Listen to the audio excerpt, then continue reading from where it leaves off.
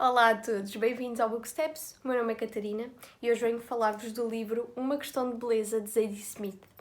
O original é On Beauty e no Brasil também está traduzido para Sobre a Beleza. Podemos dizer que esta é uma obra seriocómica.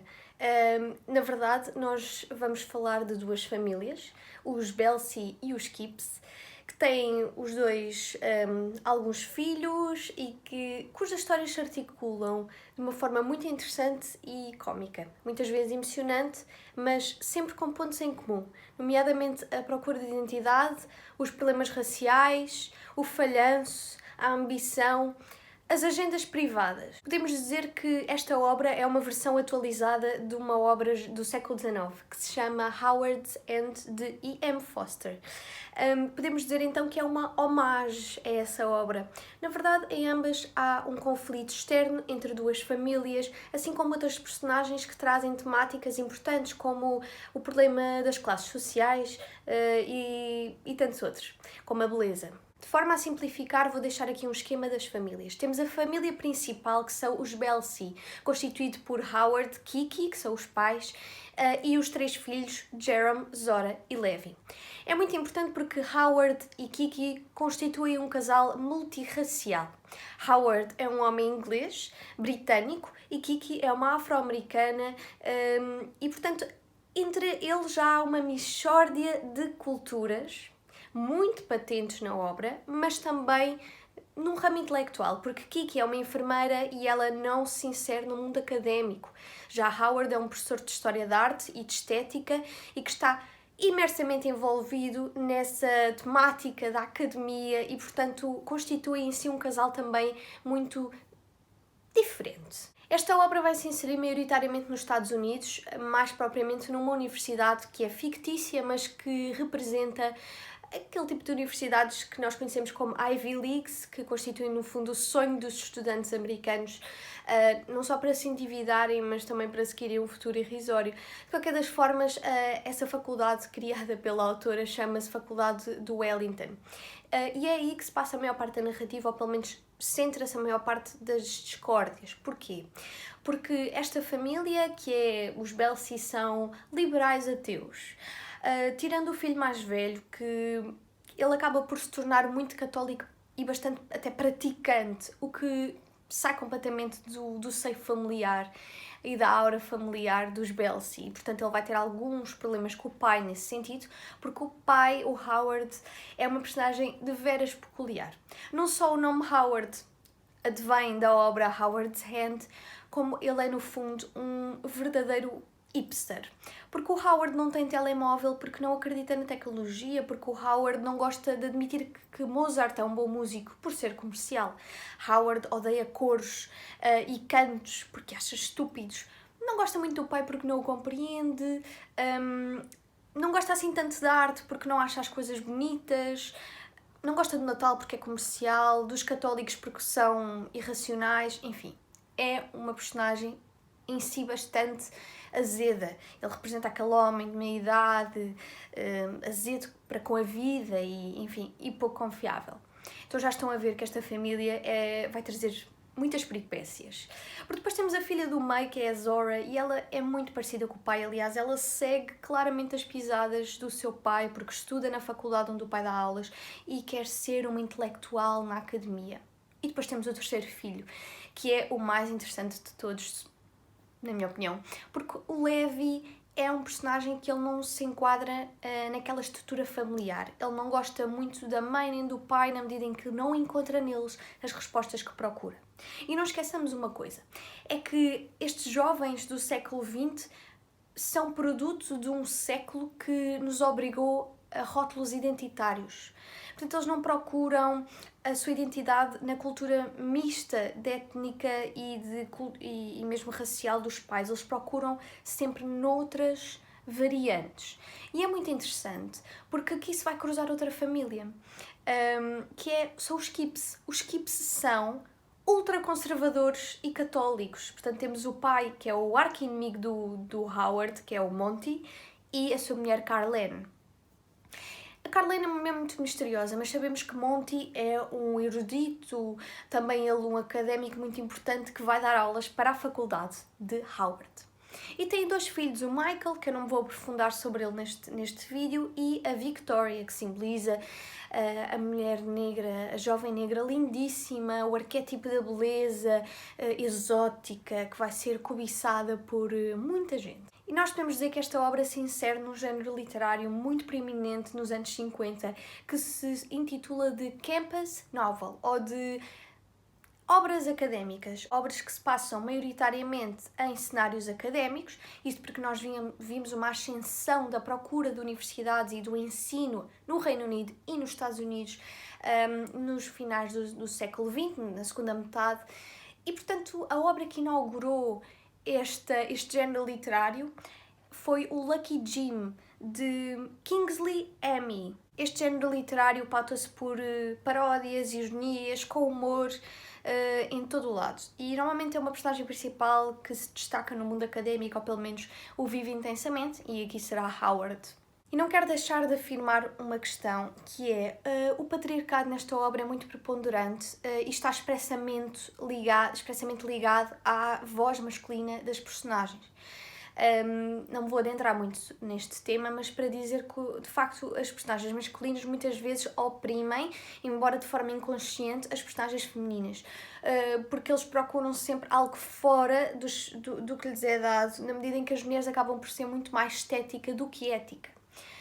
E, pegando neste tema, quero também dizer outra coisa, que é, há aqui um cuidado da autora em trazer a temática da sexualidade do homem negro. Ou seja, nós sempre vimos, enquanto ocidentais, o homem negro como um ser sexualizante e também, provavelmente, predador da mulher branca, porque foi isso que o homem branco vendeu, enquanto ideia. Mas o curioso é que nós temos o Levi, lembras-te de ter falado da família Belsi, o Levi, que ele está sempre à procura da sua identidade e é um miúdo muito ainda imaturo e ele sente medo às vezes porque eles vivem num bairro predominantemente branco, o que significa que o Levi, quando passa pelas mulheres, ele acaba até por dizer: eu acho que devia usar uma t-shirt que dissesse: eu não vou violá-la. Estou a ver o nível? O curioso é que a Zadie Smith faz aqui uma brincadeira. Porquê? Porque ela pega no Howard, que vai cobiçar também mulheres negras. Aliás, ele vai cobiçar todo o tipo de mulheres, mas uma mulher negra em específico, e faz esta dialética entre colonizador e colonizado. Portanto, aqui vemos o homem branco a ter a posse de uma mulher negra versus um homem negro a tentar distanciar-se desse conceito que foi criado pelo homem branco de que ele ia violar as mulheres brancas. Portanto, este livro tem muita simbiose entre simbolismos e realidade. É bastante caricato este livro. E agora gostava de introduzir um conceito muito relevante nos estudos negros, ou Black Studies. Primeiro que tudo porque nós estamos numa faculdade em que se estuda a história da arte, mas há um departamento de Black Studies, ou seja, estudos sobre a pessoa negra e a sua cultura. E como podem calcular, apesar de nós termos muitas personagens negras nesta obra, eles vivem num ambiente elitista e, portanto, tudo o que seja a diáspora, ou seja, estudar a dispersão de povos ou etnias, que fruto de, enfim, intenções governamentais, religiosas e tudo mais, até forçadas, fizeram com que estas populações dispersassem pelo mundo. Então, nós vamos falar da diáspora das Caraíbas e do Haiti. E esta ideia da diáspora, destas pessoas que têm a sua cultura espalhada pelo mundo porque não se conseguiram permanecer no continente ou no país onde a sua cultura começou, é abordada nas faculdades, mas sempre num tom muito teórico e distante e frio, como se não fosse uma realidade e fosse um objeto de estudo qualquer hipotético. Bom, nós temos as Caraíbas porquê? Porque na família conservadora, o Sr. Monty e a sua mulher têm ascendência das Caraíbas. E é muito interessante porque eles são quase como a segunda ou terceira geração desta diáspora. E há quase aqui um acordo tácito de uma sociabilidade vernacular, em que nós temos um departamento de estudos negros, em que, por um lado, há conservadores que acreditam na meritocracia da pessoa negra e, por outro lado, temos, por exemplo, pessoas como Howard que acreditam na affirmative action, ou seja, nas cotas para as pessoas negras, e nomeadamente classes mais desfavorecidas, poderem ingressar no mundo académico a fim de nós reestruturarmos a pirâmide não é, racial ou seja, tentarmos desinstitucionalizar o racismo. Mas é que a autora Zadie Smith faz uma escadaria interessantíssima de estratificações sociais, englobando sempre a raça e a procura identitária como fatores preponderantes. Nós temos aqui duas personagens que são da diáspora do Haiti. Ou seja, temos a Monique, que vai ser uma senhora contratada pela Kiki, que é a mulher do Howard. Portanto, uma mulher negra contrata uma mulher negra para servir de empregada doméstica. E eu lembro-me de estar a ler naquele momento e perceber que a personagem se sente desconfortável e ela mesmo diz: isto é muito estranho. Normalmente a mulher negra é a mulher branca que contrata a mulher negra para empregada doméstica. Então ainda há aqui uma data de construções sociais que as personagens se sentem muito constrangidas. Depois também temos uma personagem do Haiti, que é o Shu. O Shu é amigo do Levi. Não se esqueçam que o Levi é o filho do Howard e da Kiki, que é o mais novo e que está muito perdido. E o Levi, digamos que o Levi procura a sua identidade nas ruas e na cultura do hip-hop, na maneira que ele vê das pessoas negras mais pobres nas ruas se vestirem, falarem, andarem. Ele tem um amigo que é o Shu. Ele vai à casa do Shu a dado momento e tem uma conversa com ele e percebe muita coisa que não sabia. Percebe que a pessoa negra está dividida também ela em classes e que as pessoas negras da classe superior muitas vezes descartam a problemática racial porque sentem vergonha, porque querem inserir-se no discurso do colonizador. O show fala muito sobre, por exemplo, a apropriação intelectual que se faz de obras de arte. No caso do Haiti, em que esses quadros são trazidos para o mundo ocidental e são estudados, apreciados e até vendidos, mas sempre permanecendo numa elite económica. E que o Levi acaba até por pensar: oh meu Deus, mas então a pessoa negra que é rica está a favorecer um regime da pessoa branca e, portanto, ele não é um negro a sério. Perceber esta construção toda que se faz à volta da diáspora, das Caraíbas e do Haiti, que é estudado na faculdade, mas ao mesmo tempo é uma teorização fria, e depois temos personagens que antecipam a catástrofe que é o racismo institucional, porque vêem o racismo nas ruas, vêem a discriminação, o classicismo. Este livro é muito profundo e cheio de camadas. É daqueles livros que muito provavelmente muita gente vai olhar e pensar que não é nada de interessante, mas está a perder muita coisa. E também não esquecer que há um estudioso muito interessante nesta matéria, que é o Stuart Hall, que eu também já vou falar adiante sobre ele. E o Stuart Hall fala muito sobre esta ideia de raça e classe. É que muitas vezes nós associamos uma raça a uma classe social. E é muito difícil desconstruir este padrão, porque nós temos uma ideia de cultura partilhada, em que nós associamos certos grupos e etnias a uma categoria social, e é muito difícil desenraizar esse raciocínio. Muito interessante esta matéria, porque o Levi vai sempre sentir-se deslocado da sua enquanto pessoa negra por ser de uma classe social superior. Portanto, ele não aceita ser um homem negro e um homem rico. Depois também podemos falar da multiculturalidade. É que este livro tem 2 espaços físicos, para além da faculdade, muito interessantes. Tem o Bus Stop Café, que é um bar-café, cujos proprietários são um marroquino e uma alemã. E este espaço é um espaço de tolerância perante o outro e para com o outro. É um espaço em que os estudantes e os jovens que não estudam, todos se reúnem naquele espaço, maioritariamente os amantes de hip-hop e de spoken word. Para quem não sabe, spoken word é uma espécie de poesia falada. Aliás, é poesia, mas há teóricos que não consideram. E este bar é um espaço multicultural, em que se tenta que a tolerância seja a norma. E depois também temos as ruas de Boston. As ruas de Boston, quase como nas traseiras da faculdade, são um soft spot, ou seja, o calcanhar daqueles de muitas das personagens. Porquê? Porque na faculdade estuda-se a diáspora das pessoas que estão na rua, mas olha-se de lado para as pessoas que estão na rua, estão a perceber? E vai ser muito nas ruas de Boston que o Levi vai tentar aprender sobre como ser uma pessoa negra. Porque lá está, como eu vos falei, ele associa ser negro a ser pobre. E, portanto, estes locais de multiculturalismo e é quase como um melting pot. Não temos só aqui o mundo académico, damos muito ênfase, por exemplo, ao papel que o hip-hop tem nas vidas de muitos jovens. Isto é muito importante. Mesmo que não gostemos, temos de saber, porque faz parte da vida de muita gente, certo? Então, porquê descartar?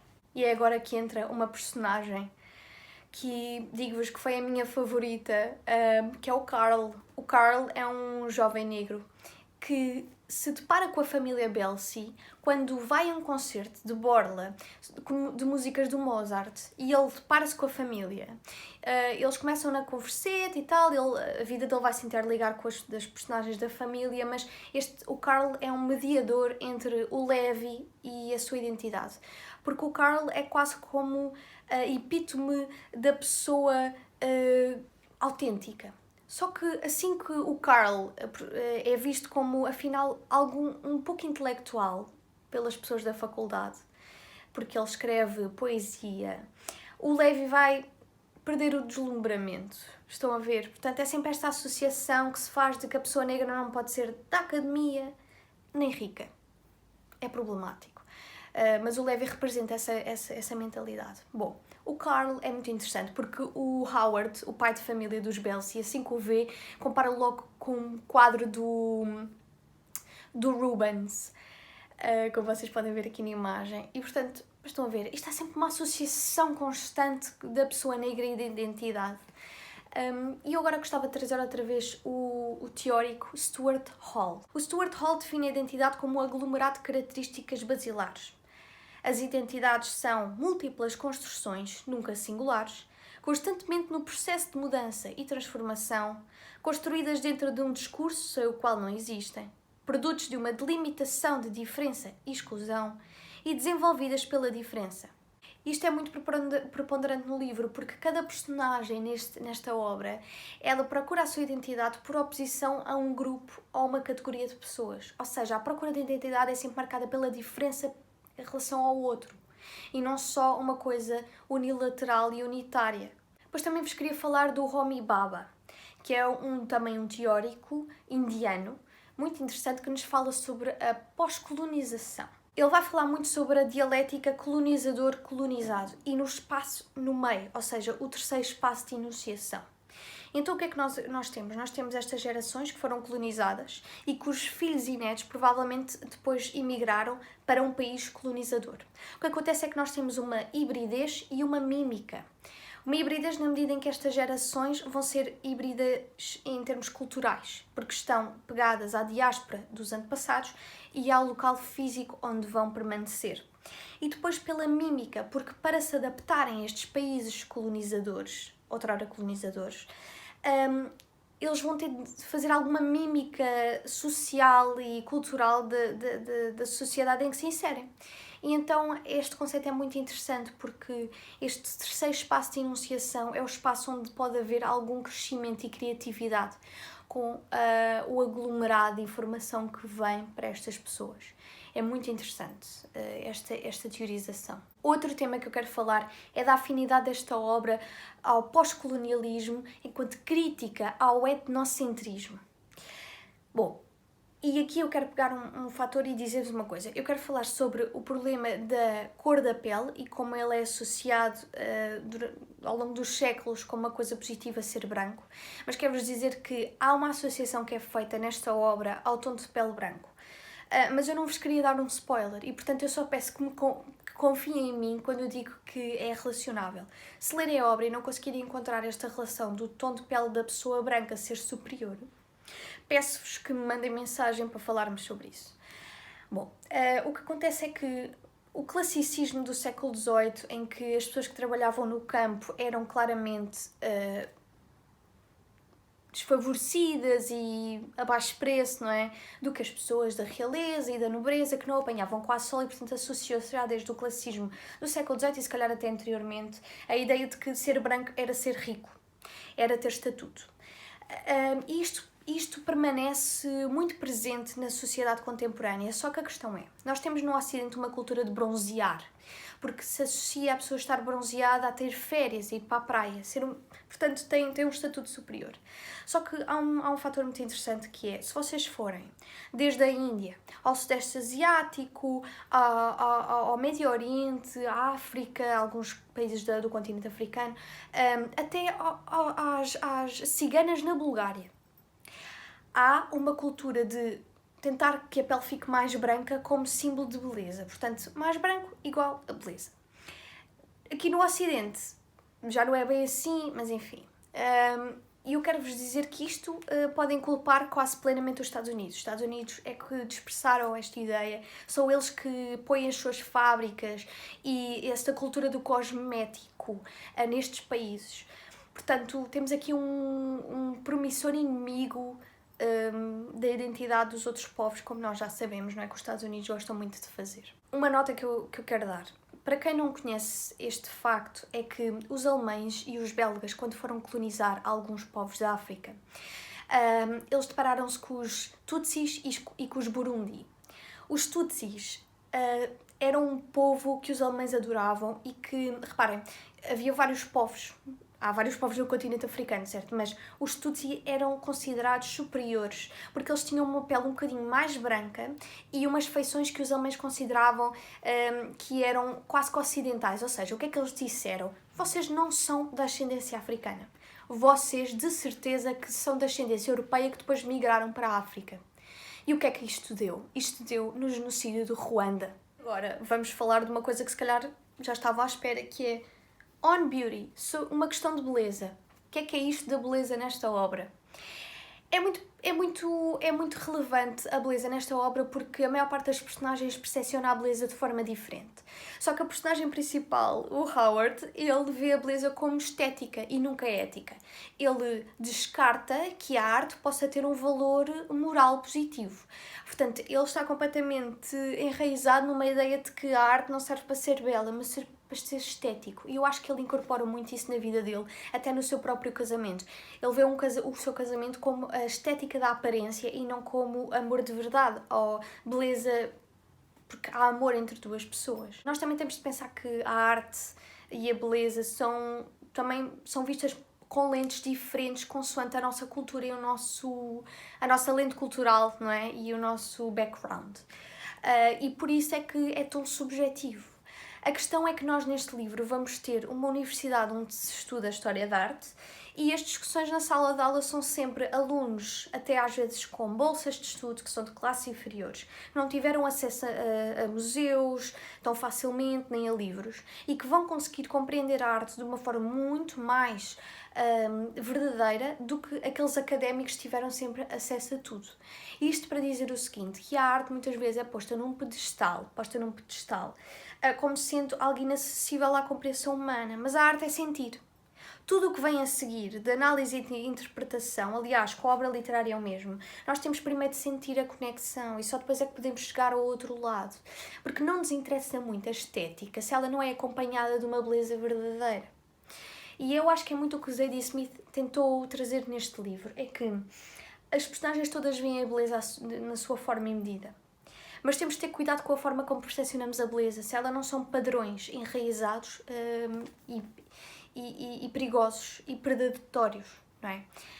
E portanto essa temática é muito trazida nesta obra e é super relevante. Aliás, há um pintor que é o Rembrandt, que é basicamente a análise de estudo do Howard. Ele estudou o Rembrandt e está há anos para escrever um livro de crítica ao pintor e nunca consegue acabá-lo.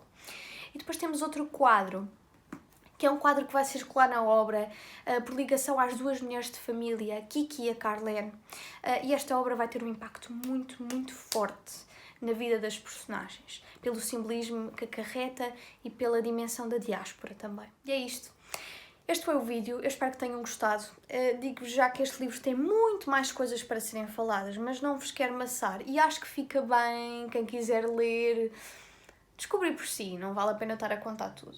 Há muitas outras personagens que aparecem nesta obra, não só as que eu falei, e também muitas peripécias, porque a obra começa no Reino Unido e não nos Estados Unidos e depois nós somos transportados para lá. Enfim, a religião também é um fator preponderante aqui, em que medida é que a religião pode afetar a visão que nós temos da realidade e se ela nos pode afastar das outras pessoas ou juntar. Espero que gostem e até mais.